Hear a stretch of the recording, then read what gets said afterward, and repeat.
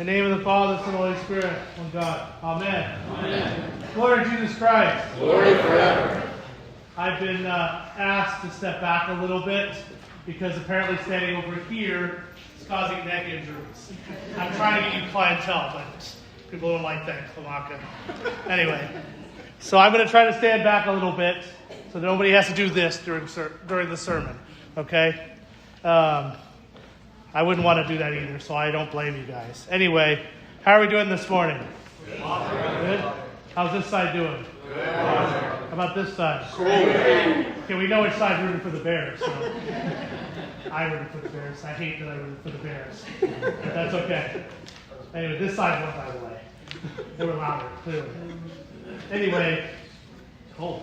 Cold? Now you got it. Oh, I heard it. I was just like, what? Anyway, good. When I was in seminary, my homiletics professor, Father Sergius, he used to basically say that every single sermon that you ever preach should have one singular kind of focus. Repent, for the kingdom of heaven is at hand. Which is what we heard this morning in the gospel. It was the very end of the gospel. Repent, for the kingdom of heaven is at hand. And the reason he said that every sermon should have that, in that sense of it, is it should all be basically centered on this idea that you preach not to boast your own ego or to talk about things you want to talk about. I'm not good at that. But that you are trying to basically preach the idea and the concept of understanding that Christ did not just come, simply for the fact that he, came because he decided he wanted to come, but he came specifically to bring us back to him, right? His entire ministry, his entire mission in particular is to bring us back into communion with him, into communion with God. He's not here, he doesn't come just so that he can teach us how to be good people. Because really, speaking about this, I've spoken about this before, right? And as we see in today's world, right? What is even good? What is even good? Because really, morality today is different than what we consider morality, 50 years ago, right? If we talk about how people are today on certain issues, right? You would say things like, I saw this on social media this past week with regards to the Stranger Things episodes. I have not been watching it. I think the show's kind of dumb, to be honest. But there were a lot of people that were upset over a scene in that show, right? Because one of the characters came out as gay, and they made a big deal about it. And they were like, oh, everyone was accepting of that. Well, yeah, in today's world, they are. They're not right for accepting of it, but they're accepting of it, right? Back in the 80s, nobody would have been all on that, right? My point being is that, what we think is good, morally speaking, right, is not the same as what was, of that time, because morality shifts. Now, that morality that shifts, right, isn't even our morality. It's the morality of the world, in the sense of it's the secular morality. It's the morality of what the devil can use to draw us to him, right? And Christ comes and says, that's not how this works, right? I am the light that enters into the dark, as we also heard prior to that repent comment, right? I am the one who brings you out of that darkness, that world that sort of tells you this is what you're supposed to think is good. This is what you're supposed to think is morally right. And I'm bringing you back to me, right? And basically what he is saying to us as we hear this, right, with this light coming out of darkness, is Jesus has come specifically to teach us and make us understand that everything out there that exists in the world doesn't matter. Doesn't matter. He's the thing that matters. And that the thing you should be focusing on is the kingdom of God. You should focus on the kingdom of God. I make so many jokes about sports and make all these kind of comments about these kind of things, right? But none of that stuff really matters. None of that stuff matters. It's Christ that matters. It's him who matters more than anything else.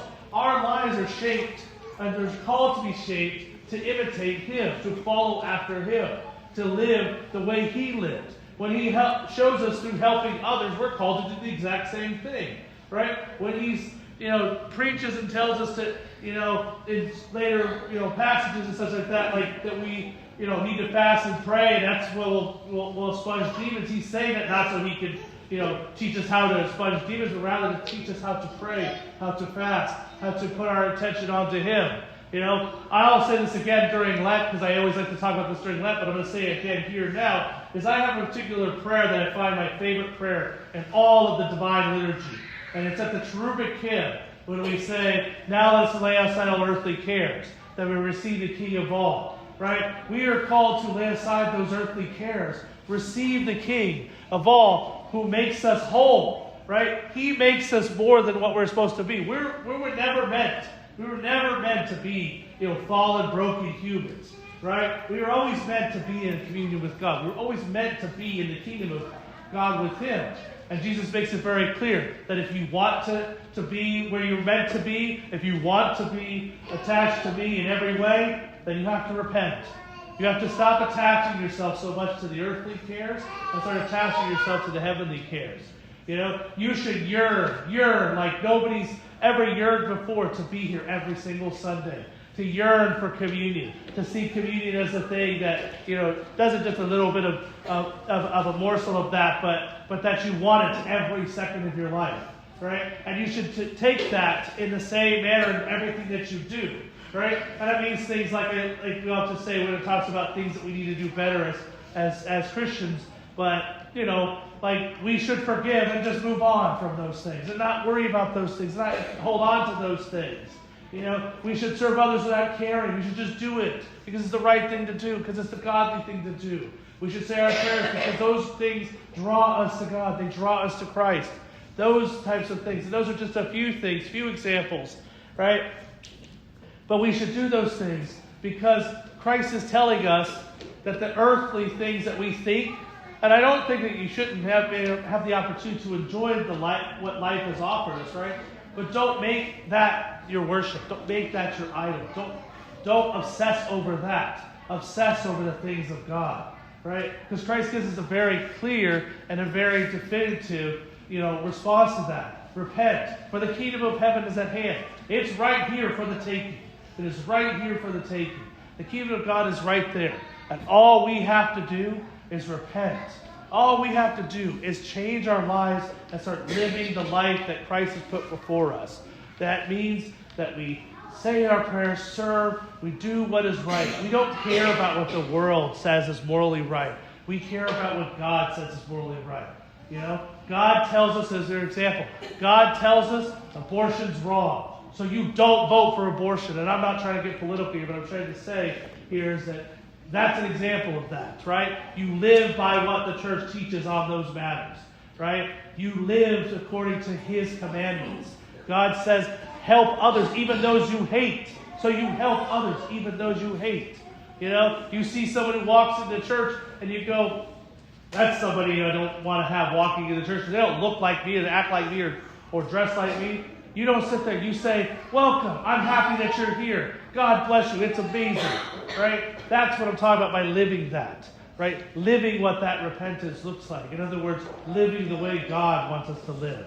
So again, as I say this, Christ came specifically to bring us back into communion with Him, and He's telling us to repent. And by repenting, that will make you receive the King of all. You will receive the Kingdom of heaven.